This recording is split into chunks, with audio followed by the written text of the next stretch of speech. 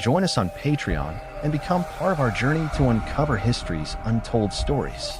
Your support helps us create in-depth content, bring hidden narratives to life, and keep history alive for everyone. History is often written in layers, with truths buried beneath political narratives and selective memory.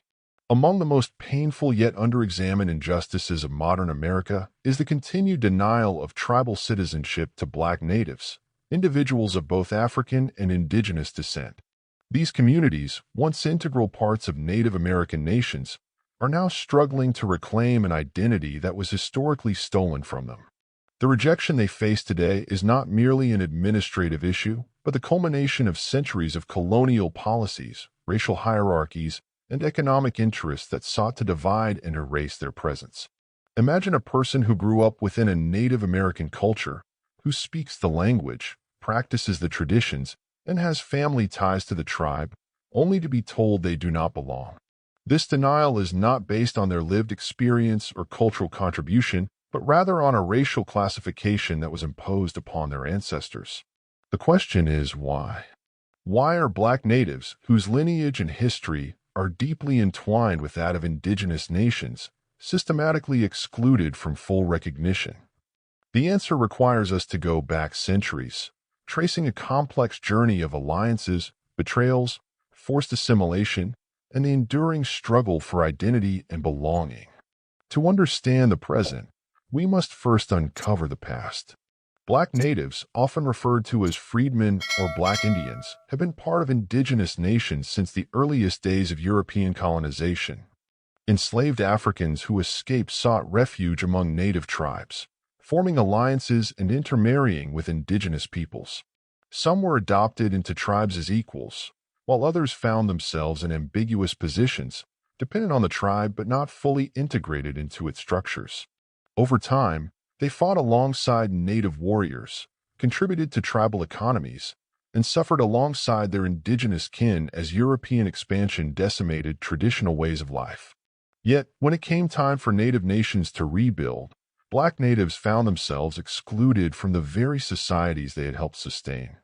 The roots of this exclusion can be traced back to European colonialism and its racial classifications.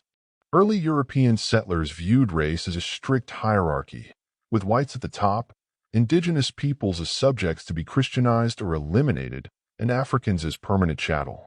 This perspective did not account for the fluidity of identity among Native American tribes, where adoption and cultural belonging often mattered more than blood quantum or skin color. During the 17th and 18th centuries, many African fugitives found refuge among native tribes such as the Seminoles, Creeks, Cherokees, and Choctaws. These alliances were built on necessity. Both groups faced displacement, violence, and enslavement by European settlers. Some indigenous nations even took in large numbers of African people, incorporating them into their societies. However, as the institution of slavery expanded in the South, some native nations also began to participate in the slave trade, holding African slaves and adopting European-style plantation economies. Despite this complexity, Black natives often played critical roles in native societies. Many fought in wars against European settlers, served as translators and diplomats, and contributed to tribal economies. Yet, as native tribes were forcibly removed from their lands in the 19th century, their relationships with Black members became increasingly strained. Under pressure from the U.S. government, many tribes were forced to adopt racial policies that mirrored those of the American South, creating distinctions between full-blood natives and those of African descent.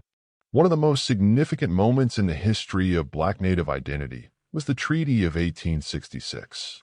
After the Civil War, many native tribes, especially the so-called Five Civilized Tribes, Cherokee, Chickasaw, Choctaw, Creek, and Seminole, were forced to sign treaties with the U.S. government to reestablish relations. These treaties included provisions that granted tribal citizenship to formerly enslaved African people who had been held by native slaveholders. While these treaties were supposed to ensure full inclusion of freedmen into tribal nations, their implementation was met with resistance. Many tribal leaders resented the loss of sovereignty that came with federal intervention, while others, influenced by American racial attitudes, sought to exclude black members from full tribal participation. Over time, policies shifted to prioritize blood quantum, a controversial system of determining Native identity based on the percentage of indigenous ancestry one possessed. This approach disproportionately disadvantaged black natives, whose ancestry often included both indigenous and African lineage, but did not always meet the imposed standards of purity. By the early 20th century, blood quantum laws became the primary means of determining Native citizenship. Originally imposed by the U.S. government through the Dawes Rolls and other federal policies, these racial classifications effectively divided Native populations. Those who could not prove a sufficient percentage of pure Native blood were often denied tribal membership, even if they had been raised in the culture and had familial ties to the tribe.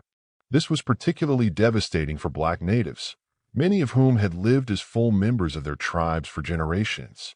Because their ancestry included African heritage, they were often categorized separately on tribal rolls, marked as freedmen rather than full tribal members.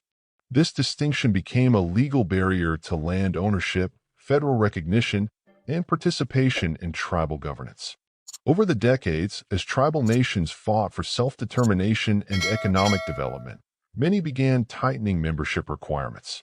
Some tribes purged their rolls of freedmen descendants, arguing that tribal citizenship should be reserved for those with verifiable Native ancestry.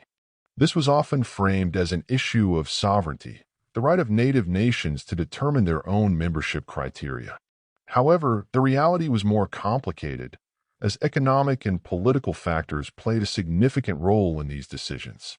As Native American tribes gained economic power, particularly through gaming and federal recognition, the question of tribal citizenship became more contentious.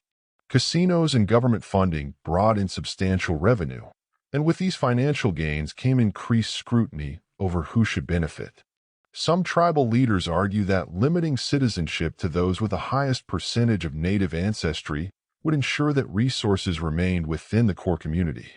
Others saw the exclusion of freedmen as a way to align with conservative racial politics, reinforcing the idea that blackness was separate from indigeneity. Legal battles over the status of black natives had continued into the 21st century. In 2007, the Cherokee Nation voted to expel an estimated 2,800 black Cherokee descendants, stripping them of tribal citizenship and benefits. While legal challenges eventually reinstated some freedmen, the battle over who belongs in Native nations remains ongoing. Similar disputes have arisen within the Seminole, Choctaw, and Creek nations, where freedmen descendants continue to fight for recognition. The denial of tribal citizenship to black natives is not just a bureaucratic issue. It is a reflection of deep historical wounds that have yet to fully heal. The legacy of slavery, colonialism, and forced racial categorization has left many black natives in a liminal space, struggling for recognition within communities they have called home for generations. While some progress has been made, the fight for inclusion is far from over. The history of black natives is one of resilience, survival, and perseverance in the face of systemic erasure. Their exclusion from tribal citizenship today is not an accident, but the result of centuries of policies designed to divide and control marginalized populations. As Native nations continue to assert their sovereignty, they must also confront the historical injustices that have shaped their modern identity. A true reckoning with history demands that we acknowledge the full diversity of indigenous heritage and ensure that all those who have contributed to Native cultures and struggles are recognized as rightful members of their nations.